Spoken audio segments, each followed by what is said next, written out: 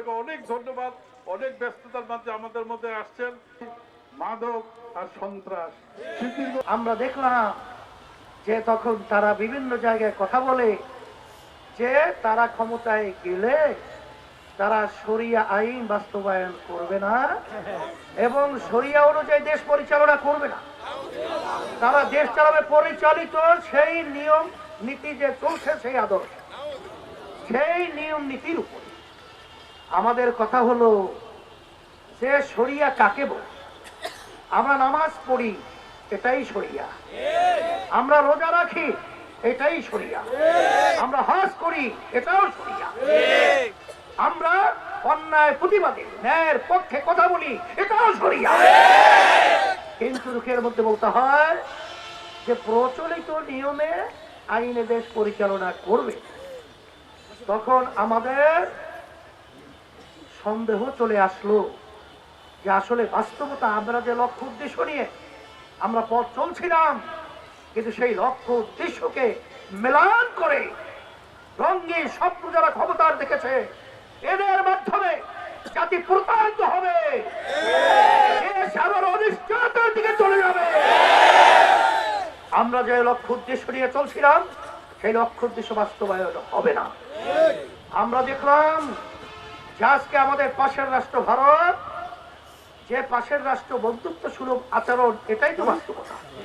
কিন্তু ভারতের আচরণগুলো আমাদের দেশে বন্ধুত্বমূলক সূচক আমরা ইতিহাসে পাই নাই। কিন্তু আমরা দেখলাম গোপনে তাদের সাথে বৈঠক করে, সেটা নাকি একবার নয়, নিয়মিতের বলে একটা অংশ। আমরা দেখলাম বিভিন্ন জায়গায় যে তাদের কথা এবং তাদের চিন্তা যারা পরীক্ষিত বন্ধুদের সাথে এবং পরীক্ষিত সাথীদের সাথে প্রতারণা করতে পারে, এরা ক্ষমতায় গেলে বাংলাদেশের জনগণের সঙ্গে প্রতারণা করবে, এটাই হলো বাস্তবতা। এবং এরা যদি ক্ষমতায় যায় তখন এই দেশ নিয়ে আমরা যে চিন্তা করেছি, আপনার স্বপ্ন দেখেছি, তখন ইসলামকে আমরা আমাদের নিজের হাতেই জবাই করার সামিল হবে।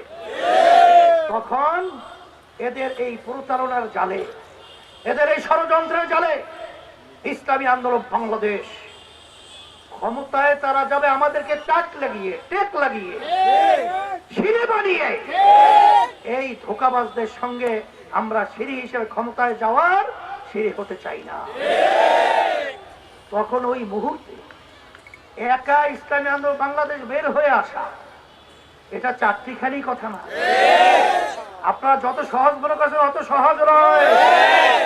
কিন্তু আল্লাহর উপরে তাওয়াক্কুল করে যেই লক্ষ্য উদ্দেশ্য নিয়ে ইসলামী আন্দোলন বাংলাদেশ রাজনীতি করে, আমি নিজেও কিন্তু এমপি প্রার্থী হই নাই, এমপি লড়াই তো আমরা নয়, মন্ত্রিত্বের জন্য রাজনীতি করি না।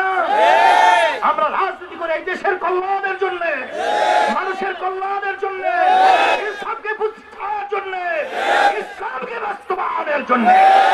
কিন্তু যারা নাকি আমাদেরকে এই ধোঁকা দিয়ে প্রতারিত করে ক্ষমতায় যাওয়ার স্বপ্ন দেখেছে, আল্লাহর রহমতে আমার মন বলছে সেই রঙিন স্বপ্ন বাস্তবায়ন হবে না।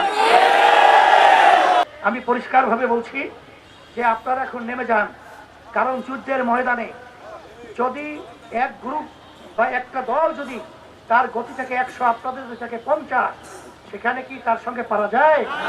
এই জন্য আমার ভাই বলেছেন যার কয়েকটা দিন আমরা রাত্রকে রাত্র বলবো না, দিনকে দিন বলবো না, বিরানহীন ভাবে এই দেশটাকে সুন্দর করার জন্য, মানবতার মুক্তির জন্য এবং ইসলামকে রাষ্ট্রীয় পর্যায়ে শক্তি অর্জন করার জন্য ইসলামের পক্ষে একটাই বাক্স এখন বাংলাদেশে, সেই বাক্সের নাম হলো বাংলাদেশের বাক্স, হাত পাকার বাক্স।